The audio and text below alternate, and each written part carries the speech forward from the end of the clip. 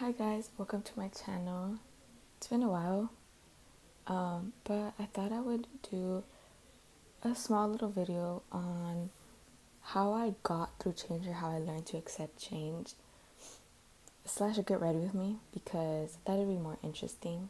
So yeah.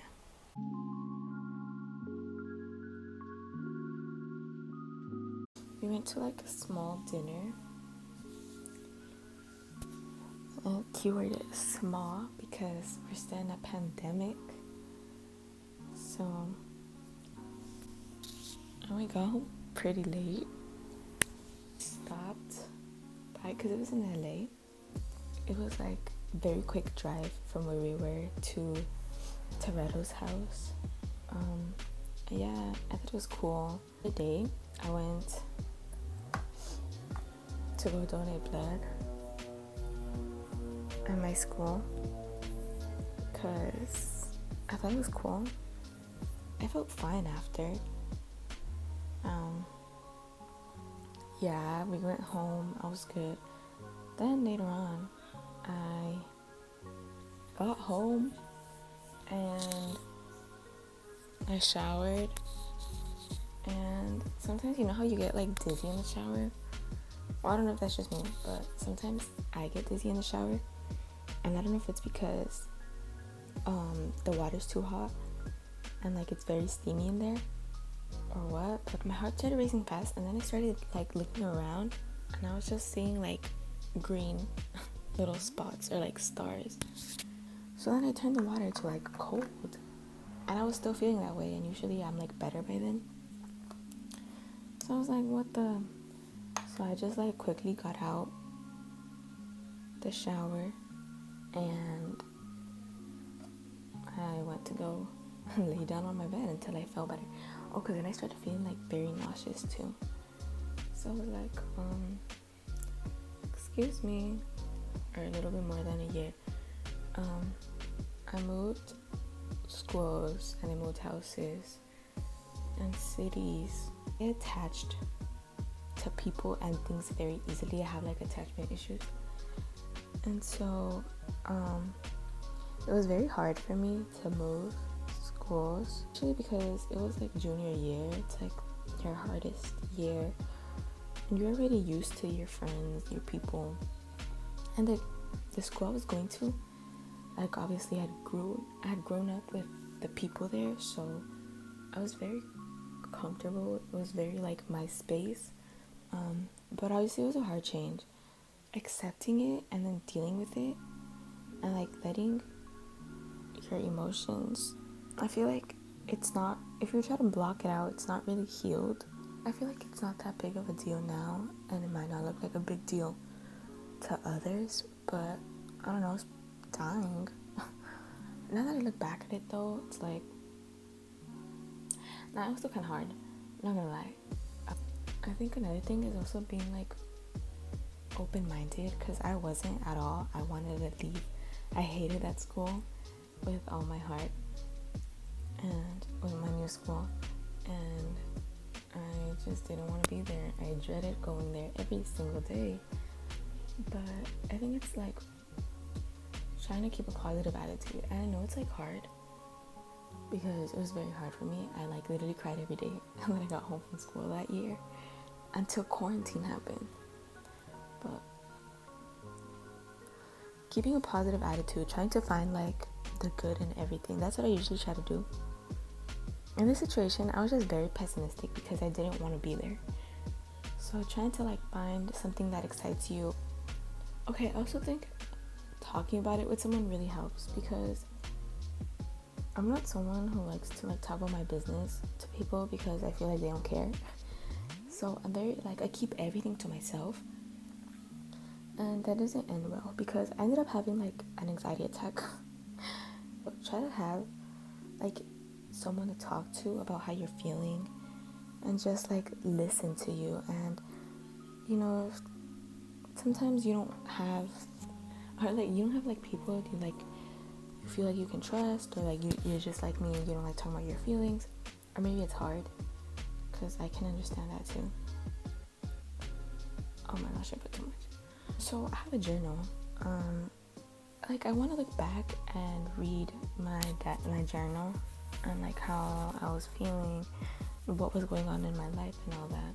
Necessarily, I don't really want to keep these memories of like me being a loner every day. I think like writing it down on a piece of paper and then throwing it away can help just to like alleviate emotions. Estás desahogando with your paper because no one else is going to read it. I feel like your attitude plays a big deal in this too, because it's like if you have a bad attitude, then yeah, like you're expecting for the worst. You're basically like manifesting for bad things. So keeping a good attitude even when things don't go the way you want them to. I eventually kind of started making friends, because we're not friends, and like people would like say hi to me on the hallways or like in the hallways and stuff. Then we hit quarantine. It was the best time of my life because I didn't have to sit by myself at lunch anymore. I did this work internship hosted by my school over the summer, and I met people there despite it being virtual. So I think joining something, because we like at the end of it, we like all started following each other. Or like if we had each other in class, like once school started back up, we already knew each other from that internship. And so like yeah, it's a good way to meet people. So like joining things, despite you not wanting to be social, because I know I joined clubs my junior year just because I needed to join clubs. Lastly, I think time really does help, accepting it and looking at the positive things that came out of it really helps. Now I think if I had the chance to move back, would I? And the answer would be no. I miss my old school, but things aren't going to be the same. So I mean, I do wonder what my life would be like if I would have stayed. But I don't know. I was mad because I was like, dude, I had the chance to go back and I didn't. And I was mad. Like every time we passed by the school that I go to now, my mom would be like, oh, look, your school. I'd be like, I'd get so mad at her. I'd be like, that is not my school.